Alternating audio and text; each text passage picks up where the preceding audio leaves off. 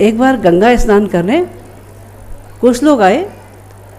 जैसे ही वो स्नान करने लगे, एक पंडित जी वहाँ पहुँच गए। वो कहने लगे, अरे जजमान, गंगा स्नान कर रहे हो, गंगा जल हाथ में है, कुछ संकल्प करो।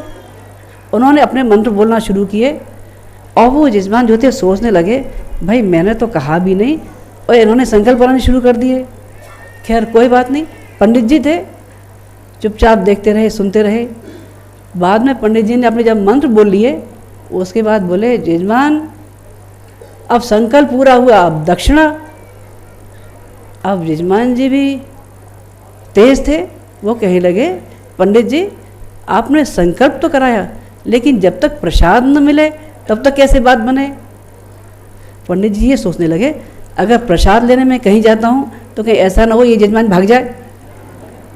उन्होंने लिया, नीचे मुँह किया, गंगा जी में से बालू उठाई और जजमान के हाथ पर रख दी।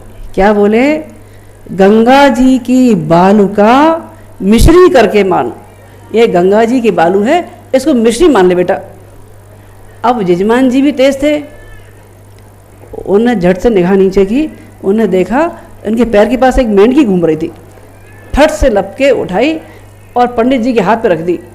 बोले, गंगा जी की मेंढकी गैया करके मान। उन्होंने कहा, ये गंगा जी।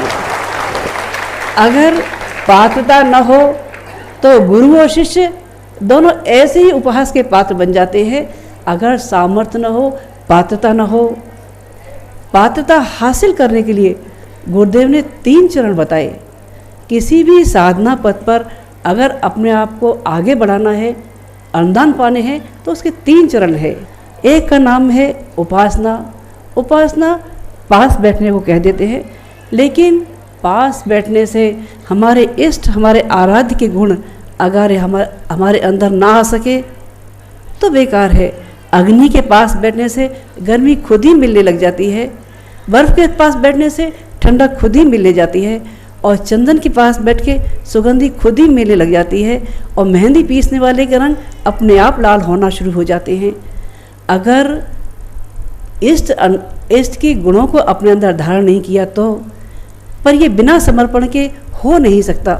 समर्पण जितना प्रबल होगा, अनुदान उतने ही बरसते चले जाएंगे। गुरुदेव कहते रहे, मैंने अपनी डोर अपने इष्ट, अपने आराध्य के हाथों में बांधी। वो जैसा नचाते रहे कठपुतली की भांति, मैं वैसा ही नाचता रहा। मेरे अंदर से अपना अस्तित्व खत्म हो गया, एक ही आवाज़ आती रही, ए मालिक तेरी रजा रहे, तू ही तू रहे, बाकी न मैं रहूं न मेरी आरजू रहे। समर्पण इसका नाम है। समर्पण सौदेबाजी का नहीं, भगवान हमारी ये मनोकामना पूरी करो, भगवान हमारी ये मनोकामना पूरी करो, नहीं। भगवान ने जो कहा हमने वो पूरा किया कि नहीं किया। एक बार गोपियाँ कृष्ण भगवान से कहने लगी, भगवान ये बांसुरी जिसको आप हर समय लटकाए घूमते रहते हो, क्या खासियत है? हम गोपियाँ आपकी इतनी भक्ति करते हैं, आपका काम करते हैं, लेकिन फिर भी आप इसको होठों से लगाए रखते हैं।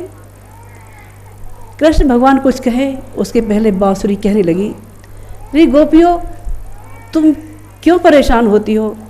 मैंने अपने मन की गांठें, अपने अंदर को खोखला कर दिया है अपने इष्ट, अपने आराध्य के चरणों में।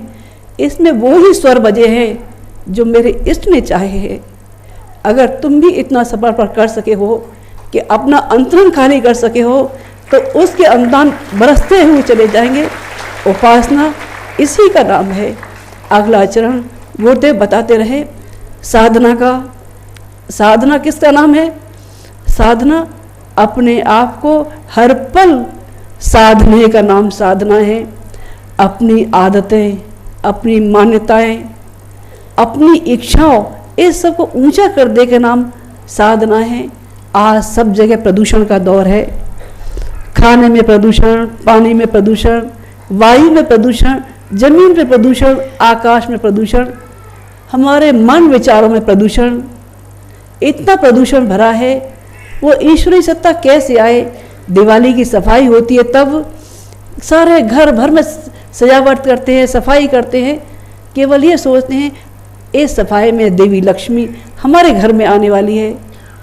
लेकिन वो इष्ट आराध्य अगर आपके अंतरंग में आना चाहे, ईर्ष्या देश का सारी मलिनताएं कषाय कल्मशों की अंदर भरी हैं, तब कहाँ बिठा सकेंगे।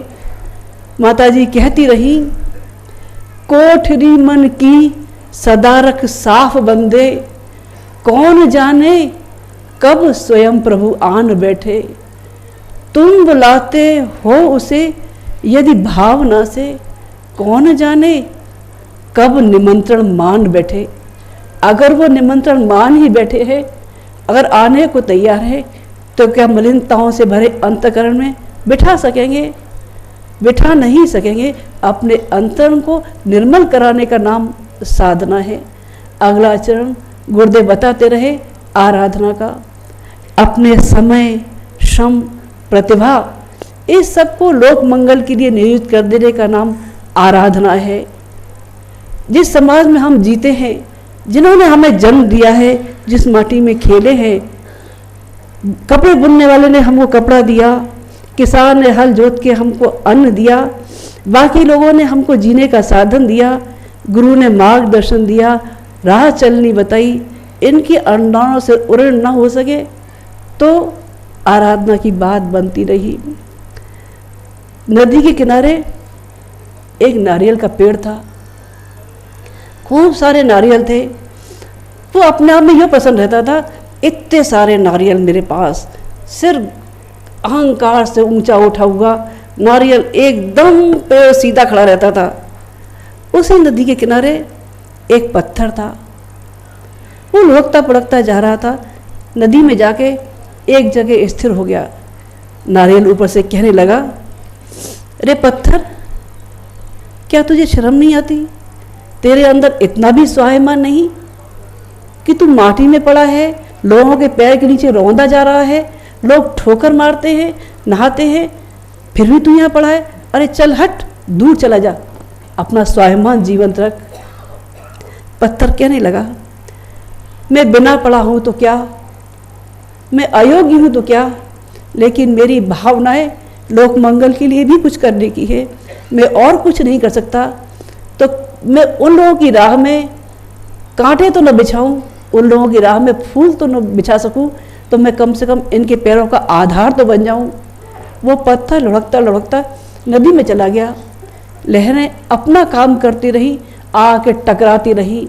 पत्थर इधर से लुढ़कता रहा, उधर से लुढ़कता रहा, कभी ये कोना टूटता रहा, कभी वो कोना टूटता रहा। पत्थर टूट टूट के उसका अस्तित्व ही दूसरा हो गया। एक दिन तेज आंधी आई, ऊपर से नारियल टपाटक टपक पड़े। एक राहगीर ने सोचा, भगवान ने नारियल दिया है, इसको भगवान के मंदिर में रख देना चाहिए। वो नारियल ले गए और भगवान के चरणों में रख दिया।